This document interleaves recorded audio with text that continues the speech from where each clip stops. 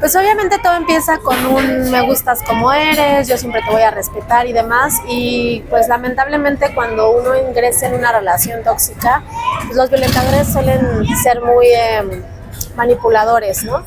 Entonces no te das cuenta cómo poco a poco te empiezan a arrastrar hacia conductas que tú consideras normal, y entonces él comenzó con un tema de, por ejemplo, de ya no me gusta que uses faldas cortas o no me gusta que uses blusas escotadas, y yo pues al principio me reía y era como que no le daba importancia, y de eso incrementó como no, es que es en serio. Nunca hablé con ella en ese sentido, pero sí en varias reuniones, digamos, del equipo de trabajo, pues era evidente que iban incrementando la forma en la que él se dirigía a mi persona. Y bueno, ya llegó el punto en el que también por decisiones personales,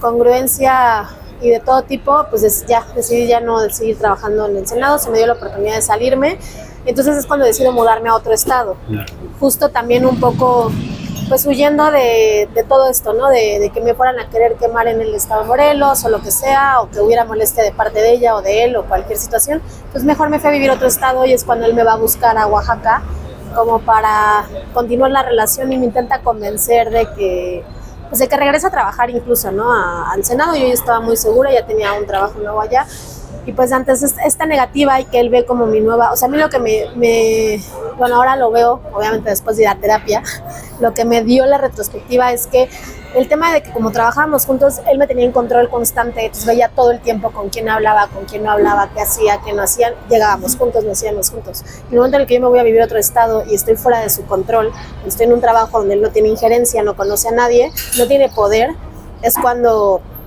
pues entra en crisis, enloquece y pasa todo este acto violento que se suscitó. Tuvimos una discusión, se aplicó, ya sabes, la de, bueno, ya no quiero hablar contigo, me voy a acostar. Estaba yo viendo una película en un dispositivo electrónico, y de pronto me jaló el pie y pum, me pegó el primer puñetazo. O sea, yo ni siquiera lo vi venir. Me agarró mis dispositivos, los estrelló, la computadora, el celular, me quitó las llaves de mi departamento, me dijo que yo no me iba a ir hasta que él quisiera que yo me fuera, que me iba a tener ahí el tiempo que él quisiera.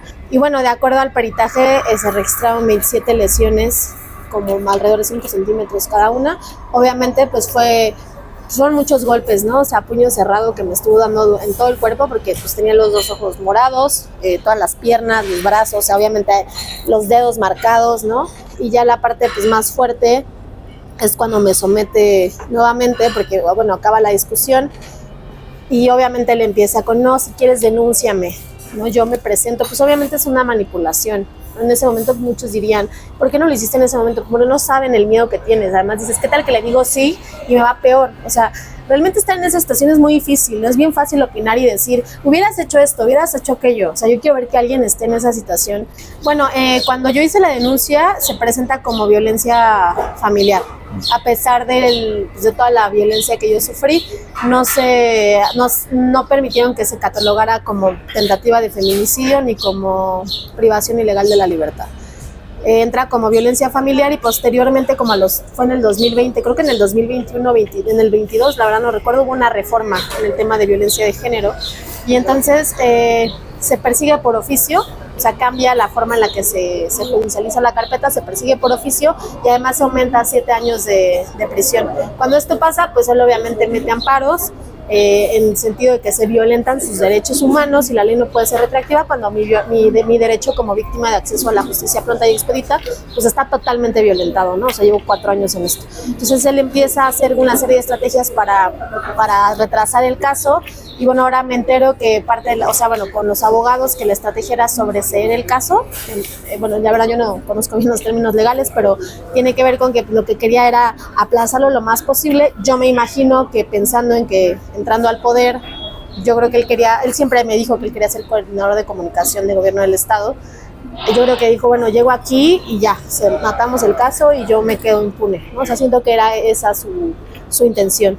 Mira, yo la verdad había decidido llevar todo por la vía legal, ¿no? Porque finalmente sí soy una romántica de la justicia, y creo que hay justicia. Entonces, el tema es que cuando empieza todo este tema de las elecciones y demás, él nuevamente se empieza a acercar a mi familia y a mis colaboradores de trabajo. ¿Por qué? La intención, como siento, de hacer presión, como para, no sé, como ya voy a llegar y tu caso está aquí, o sea, desconozco. Entonces cuando yo decido hacer el video anónimo, porque obviamente tengo mucho miedo de lo que me pueda llegar a pasar por mi seguridad, sale el video anónimo y me lo empiezan a descalificar, ¿no? De que es guerra sucia. Digo, ¿cómo va a ser una guerra sucia una carpeta que lleva 4 años? Que es por este tema, cuando en realidad pues todo tiene que ver con una relación entre él y yo, en el que él se acercó a mi familia y antes de que el caso se judicializara, intentó llegar a un convenio económico conmigo. Yo siempre le dejé claro a los abogados que, o sea, no había manera que yo llegara a un pacto ni económico ni de ningún tipo, porque mi dignidad no tiene precio. O sea, yo lo que quiero es que él pague, yo quiero justicia, quiero que él esté en la cárcel y quiero que esté todos los años que le tocan, y no que al rato pase como otros casos de al año porque se portó bien salió, ¿no? Porque finalmente los violentadores, está comprobado, salen todavía más molestos y es cuando las víctimas estamos todavía en mayor riesgo, ¿no? Por una cuestión de venganza o cualquier situación así. Bueno, lo que sí tuve temor fue cuando yo regreso a vivir a Morelos. Cuando regreso a vivir a Morelos, pues sabiendo que él está aquí, bueno, está allá y está acá, aquí en Ciudad de México, pues obviamente yo no quiero atraer el caso hacia la Fiscalía de Morelos, porque no quería que tuvieran mi caso en la Fiscalía, porque justo dije, si de por sí el caso lleva parado, imagínate si lo traigo a Morelos y se enteran el fiscal y bueno, todo el círculo de poder que finalmente tiene él por trabajar con Lucy Mesa, pues claro que hubiera sido peor mi caso. Entonces yo también tomé la decisión de no atraerlo y dejarlo, o sea, que continuara en Oaxaca.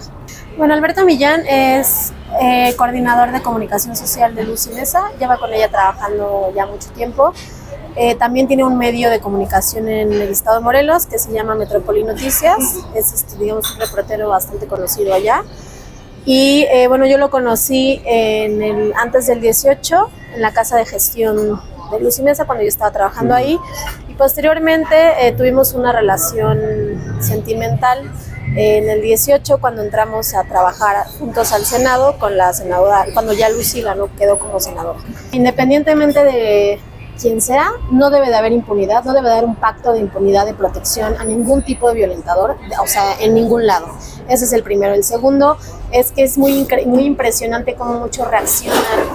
Mientras la víctima no sea tu conocido o el violentador no sea tu conocido, todos reaccionan de una manera. O sea, debemos dejar este pacto patriarcal de todos, hombres, mujeres, y de protección de los violentadores, ¿no? O sea, sí ha pasado que como él es amigo de X personas, entonces como que no lo quieren sacar, no le quieren pegar en medios y demás, o al revés, ¿no? O sea, no le daban importancia a mi caso hasta que yo salí, vieron que era yo y fue como de, ay, te pido una disculpa, no sabía que eras tú. Es como, no tienes que saber que soy yo para apoyar a una víctima. Más bien me gustaría hablar en el sentido de las víctimas, porque han habido muchas víctimas que han salido ahora a denunciar personas que se encuentran en el poder, que sería que no se callen, o sea, que no importa quién sea el violentador, tenemos que exigir justicia, y en el marco en el que no le exigimos, las personas tomadoras de decisiones para cargos de elección popular o en gobierno o lo que sea, pues no van a tomar en cuenta este tipo de solicitudes, ¿no? Estaba platicando que incluso debería de haber una base de datos donde las mujeres podamos ver si hay una persona que fue violentadora, ¿no? Como en Estados Unidos con el tema de la pedofilia, debería pasar en México, porque no sabes con quién te estás metiendo, no sabes qué está pasando, y creo que sí es muy importante que para que podamos tomar una decisión pensada y analizada, tengamos toda la información completa.